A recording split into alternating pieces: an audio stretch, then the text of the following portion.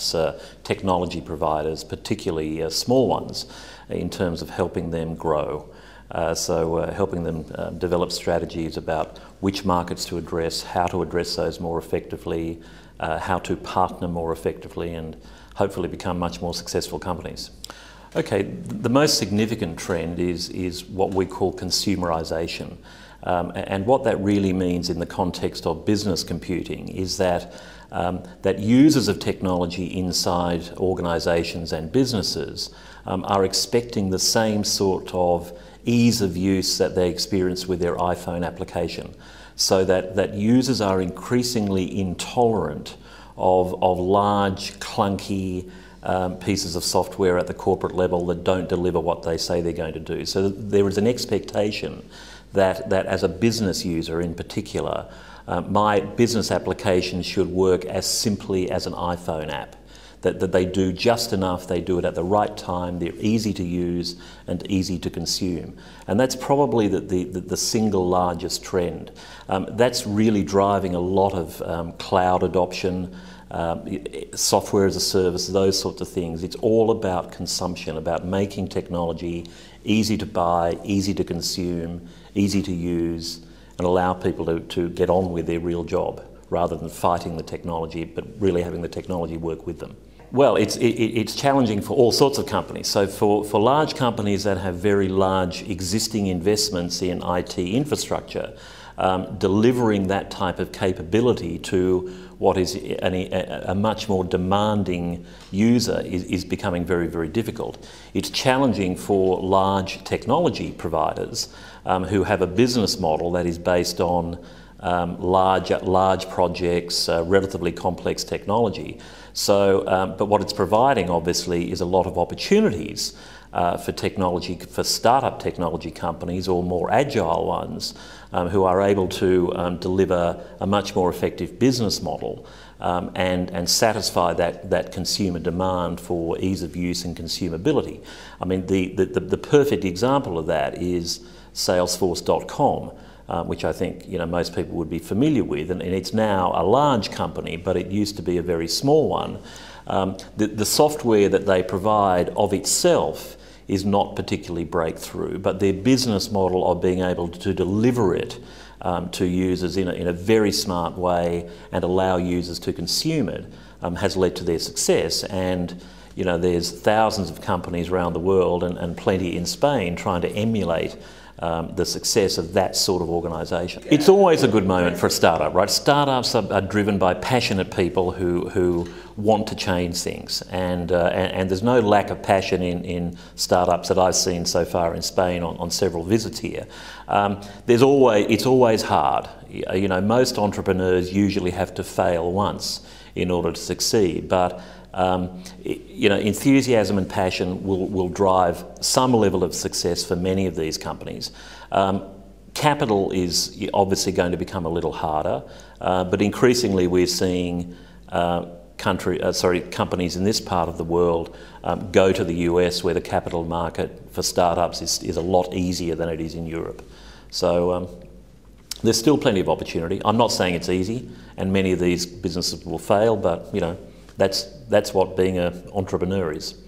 For startups, whatever they're good at, right? I mean, you've got to be good at what you do, but having a good technology is not necessarily the only thing, and I'll talk a little bit more about that, about the need to become much better at marketing. But there's lots of opportunities in things like consumer applications, in mobile applications, in security, in business applications itself. So, we're seeing a lot of reinvention, even in what you would think would be very boring areas like business applications, which you would think, how can you invent a new business application? But we were meeting somebody yesterday in Madrid who really has a very different perspective on how business applications will be used and consumed by people. So there's always opportunities if you develop a good product and you market it effectively. Okay, how can we market effectively? Yeah, it's an interesting thing. There's a cultural divide between the US and Europe. European technology companies, startups, really believe in the technology and often build very, very, very good technology, but there's often a very significant gap between the technology and taking it to market. And it's very interesting that if you look at the market leaders in many technology segments worldwide, they are not the best product.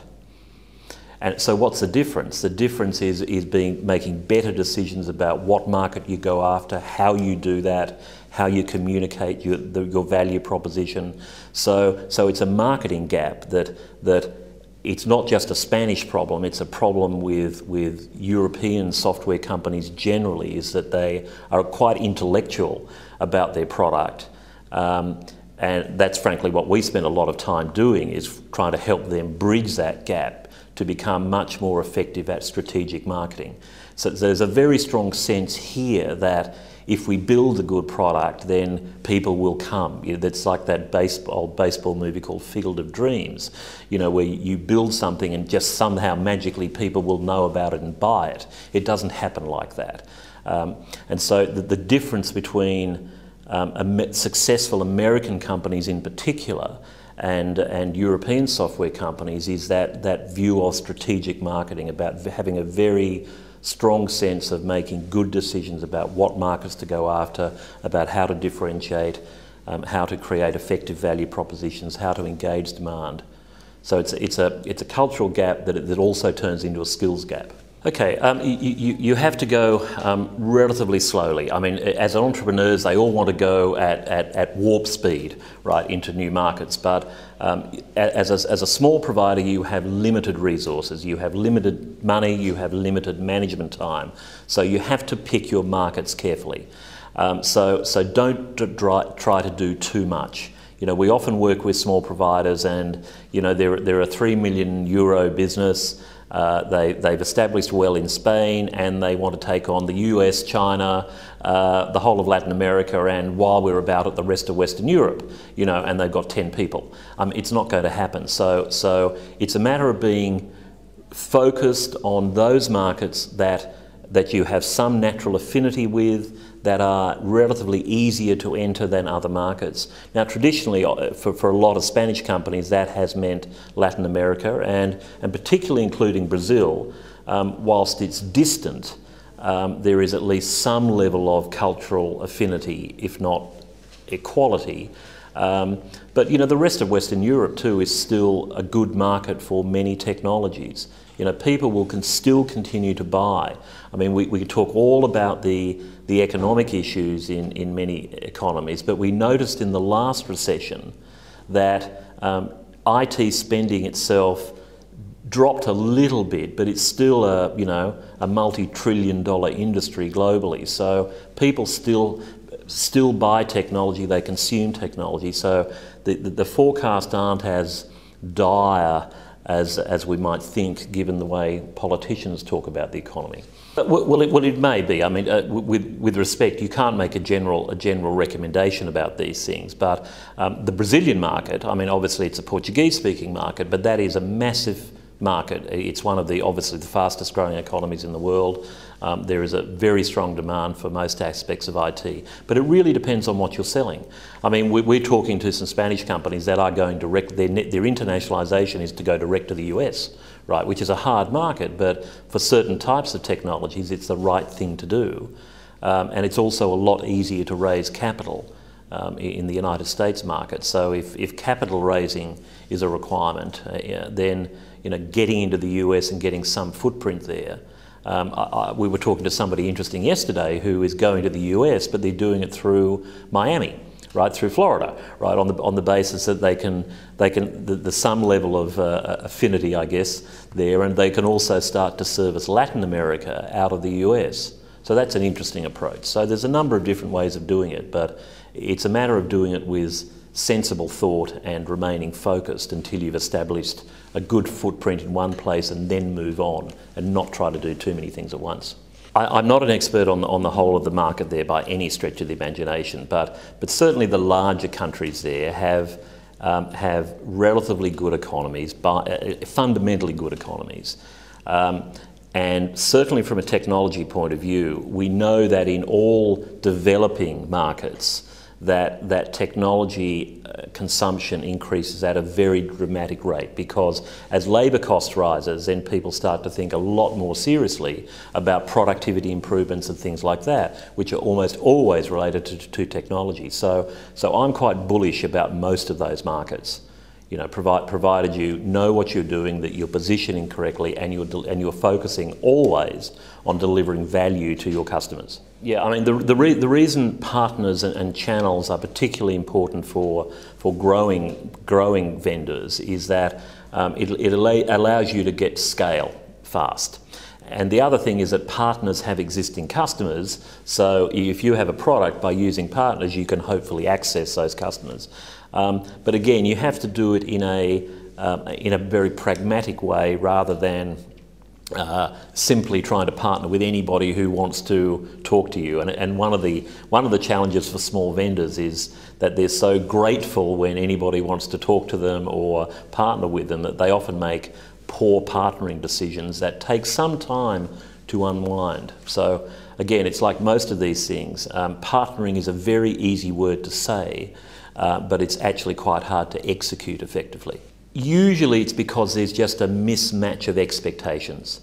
There's an agreement signed with lots of goodwill, there's a photograph taken of the signing ceremony, you know, the CEOs shake hands, and then people don't execute it. There's often a mismatch between what I as a vendor really expect a partner to do, the partner really doesn't necessarily want to do all of that, or they're pursuing simply an opportunity rather than really a strategic partnership. So it's often just a mismatch of it. It's like any other relationship, right? If you're not really clear about exactly what you want both out of it, and that meets your overall business objectives on both sides, then they tend to fall. I mean, the fact is that in a proportionate sense, more partnerships fail than work. The interesting thing is that failure is predictable, so that if you were to go in and have a look at a partnership that's being formed, you can predict with a high degree of probability whether that is really likely to work or not. So that's not to say it's not worth doing, but again, like most of these things, you've got to do it in a logical, sequential, realistic way about what you expect and how you will make it work. Right, so you're talking about the pricing models and things like as a service. And it's interesting because there's a number of trends there. We're talking to a lot of small providers who are starting out with free. In other words, trying to build large communities through a free download of software, and then ultimately try and convert them to paid customers.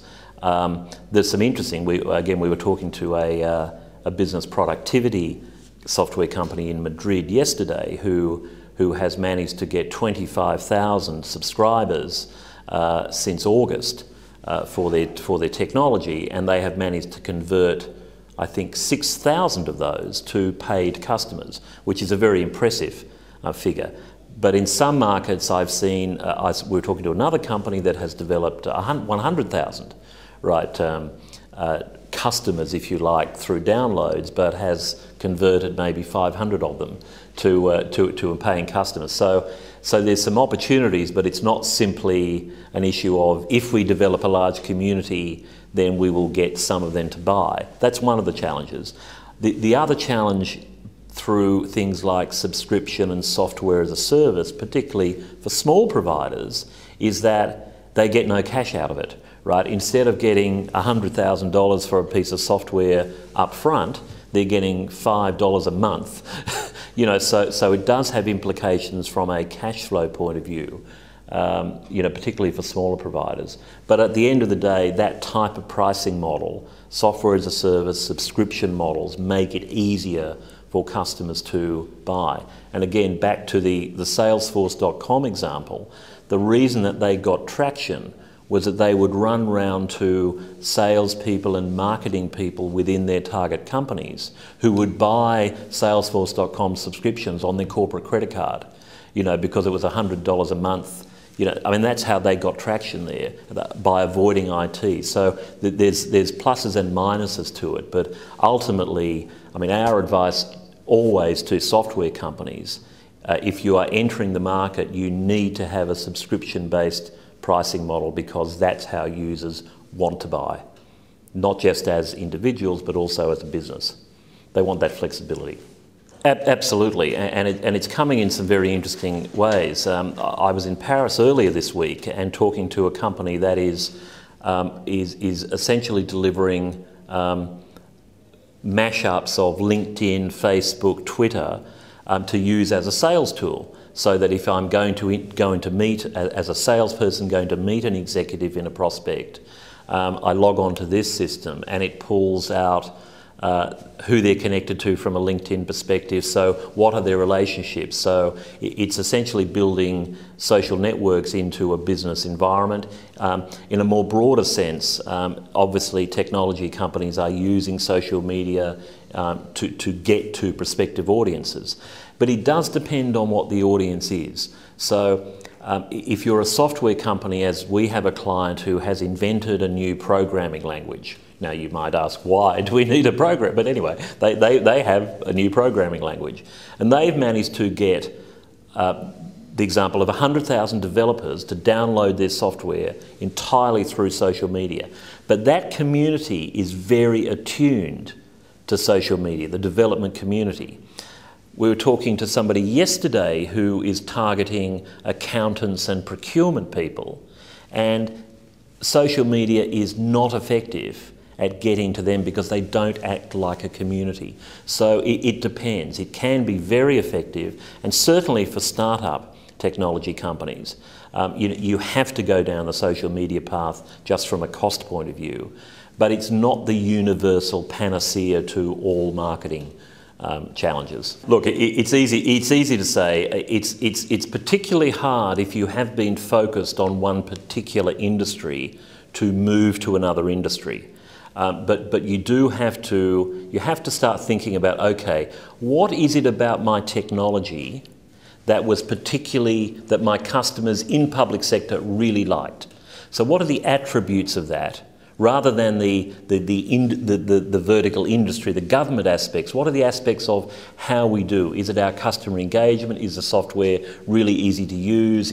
Are there some other aspects of that we can then take and move to another industry, and where they will value those same things? So it's not a matter of what I would call shotgunning, suddenly panicking and going after anything.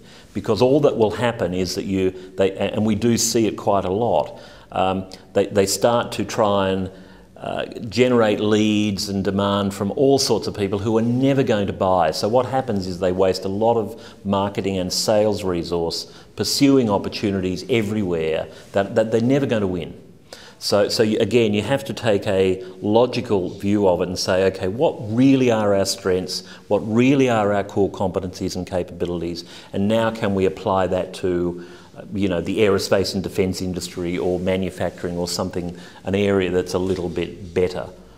Okay, again, I'm not a technologist, although this year I've been in the IT industry for 30 years, which just makes me old, I think, as opposed to experienced, but nonetheless. The consumerisation thing is genuinely disruptive. One of the other big trends is what people are calling big data. And this notion, particularly for organisations that are selling to consumers, about the massive increase in the possibilities that mining that data, that understanding consumer behaviour, about predicting their behaviour potentially gives. And it's interesting, we are predicting that sometime in the next decade, the chief marketing officer in companies will control more IT budget than IT does. As the spend shifts to the front end of the business rather than the back end processing, and then things like just the whole ability to predict behaviour, to anticipate consumer behaviour is a massive growth area, as well as a whole bunch of techie stuff that I don't cover. Well, it's interesting, and again, I don't have a strong sense of CIOs within Spain, but I do know generally within Europe, and like most places, CIOs historically have been very technical. They have been IT people. We've seen a very significant trend over the last 5 years or so, globally at least, to have business people brought in to run IT.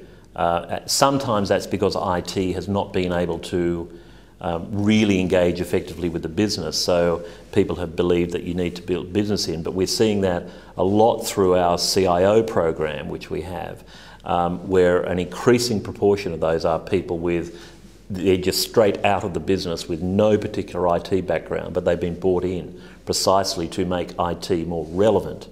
And so, again, I think that's probably, that's certainly happening in the US, it's happening in North America generally, it's happening in some parts of Asia, and I probably think in the UK. I suspect in continental Europe that trend is a little slower, but it will happen because the business wants IT to deliver value. Well, it's complementary. Yeah, that's a very good question. We've got two parts of our business. We've got our historical business, which is where we came from, which is serving end users of IT, people who buy IT. So our customers on that side, that is buyers of IT, tend to be large enterprise and maybe upper mid-market. Our other group of customers are technology vendors.